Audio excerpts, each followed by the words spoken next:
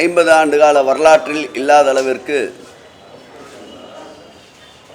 வங்கக்கடலிலே உருவாகிய பெஞ்சால் புயல் என்பது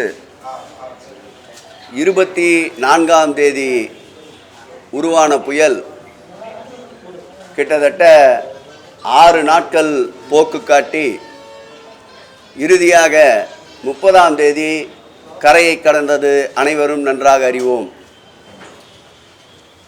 வானிலை அறிக்கைப்படி, சில தனியார் நிறுவனங்கள் அறிக்கைப்படி இந்த புயலை குறித்து, கரை கடக்கின்ற சூழ்நிலை குறித்து வந்த அனைத்து கருத்துக்களையும் உள்வாங்கி மாண்புமிகு தமிழக முதல்வர் அவர்கள் போர்க்கால அடிப்படையிலே இதுவரையில் இல்லாத அளவிற்கு எடுத்த துரித நடவடிக்கையின் காரணமாக சென்னை மாநகரத்தில் 13 சென்டிமீட்டர் அளவுக்கு மழை பெய்தாலே கடந்த காலங்களில் 3 நாட்கள் 4 நாட்கள் சென்னை ஸ்தம்பித்த நிலையில் மழை பெய்து விட்ட 12 மணி நேரத்திற்குள்ளாக இயல்பு வாழ்க்கைக்கு சென்னை திரும்பியதென்றால் முதல்வருடைய முன்னெச்சரிக்கை நடவடிக்கையும் போர்க்கால நடவடிக்கையுமே அதற்கு காரணம். பெஞ்சால் புயல் என்பது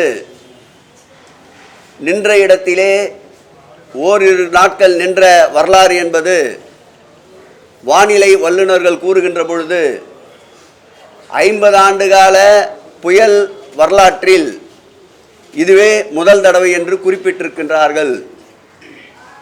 இந்த வேகமான புயலின் காரணமாக திருவண்ணாமலை, கடலூர், விழுப்புரம், தர்மபுரி, கிருஷ்ணகிரி ஆகிய மாவட்டங்களில் ஏற்பட்டிருக்கின்ற வெள்ள நிவாரண பணிகளுக்கு கடலூருக்கு அன்பிற்கினிய MRK பன்னீர்செல்வம் அமைச்சர் அவர்களும் CV கணேசன் அவர்களும், திருவண்ணாமலைக்கு ஏவா வேலு அவர்களும், நம்முடைய செந்தில் பாலாஜி அவர்களும், போக்குவரத்து துறை அமைச்சரான நம்முடைய சிவசங்கரன் அவர்களும், அதேபோல் பொன்முடி அவர்களும் விழுப்புரம் மற்றும் திருவண்ணாமலைக்கு பொறுப்பு அமைச்சர்களாக இருந்து பணியாற்றி கொண்டிருக்கின்றார்கள்.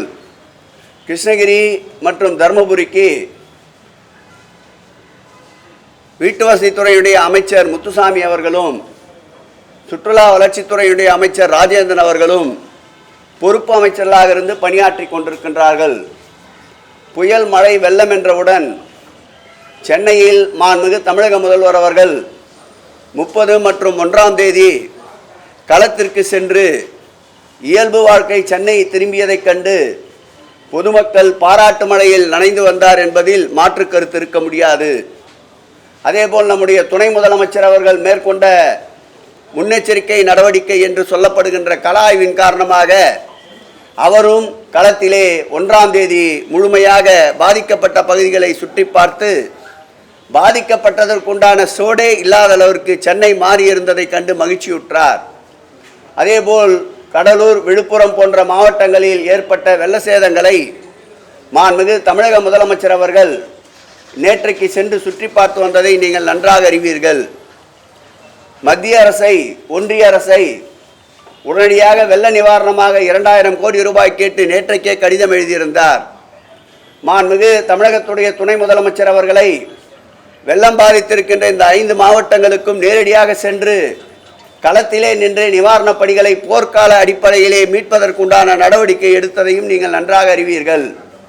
மத்திய அரசு உதவி செய்வதாக அறிவித்ததோடு நின்று கொண்டிருக்கின்றது. ஆனால் மாநில அரசு பாதிக்கப்பட்ட கால்நடைகள், வீடுகள், பயிர்கள் போன்றவற்றுக்கு கருணை உள்ளம் கொண்ட மாண்புமிகு தமிழக முதலமைச்சர் அவர்கள் இன்றைக்கு நிவாரண உதவிகளை அறிவித்திருக்கின்றார்.